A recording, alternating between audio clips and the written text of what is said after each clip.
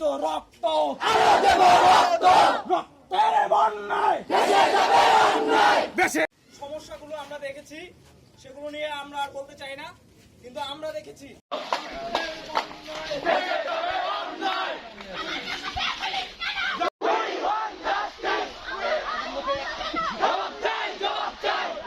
সময়ে যথাযোগ্য ক্ষতিপূরণ দিতে হবে। দিয়েছি তো রক্ত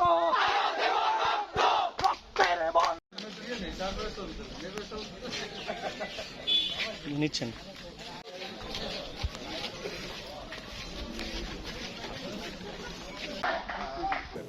আমাদের কোনো দাবি বলতে আমাদের একটাই দাবি, আমার ভাইয়েরা এতগুলো মরছে না, সবগুলার দায়বদ্ধতা সরকারের নিতে হবে।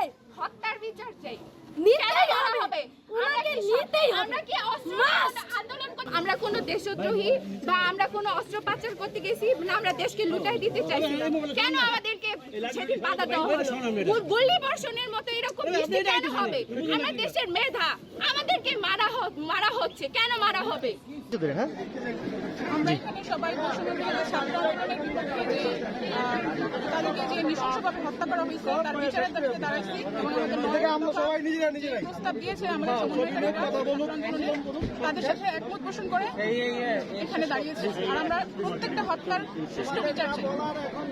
আমরা এখানে কোনো রাজনৈতিক দলের সমর্থন করতেছি না, আমরা সবাই শিক্ষার্থী, আমরা স্টুডেন্ট, আমরা কোনো রাজনৈতিক ইস্যুতে এখানে আসি।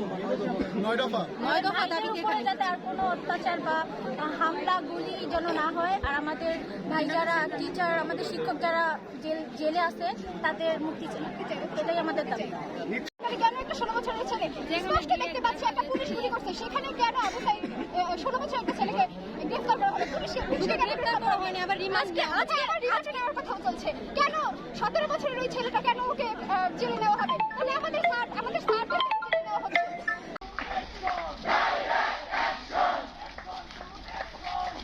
তাদেরকে অনতিবিলম্বে মুক্তি দিতে হবে। আমাদের সেই দাবিগুলোর মধ্যে অন্যতম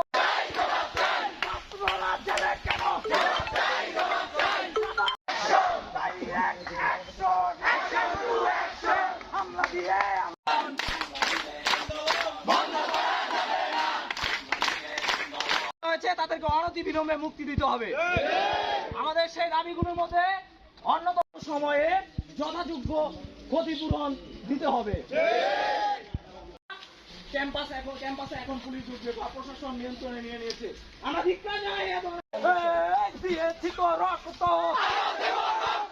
রক্তের আমার বোন আহত কেন, আমার ভাই নিহত কেন? Action action action to action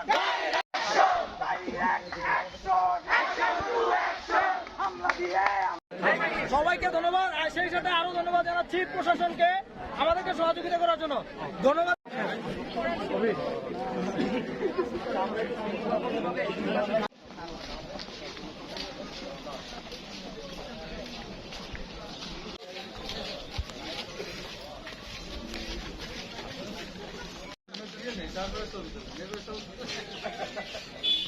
নিচ্ছেন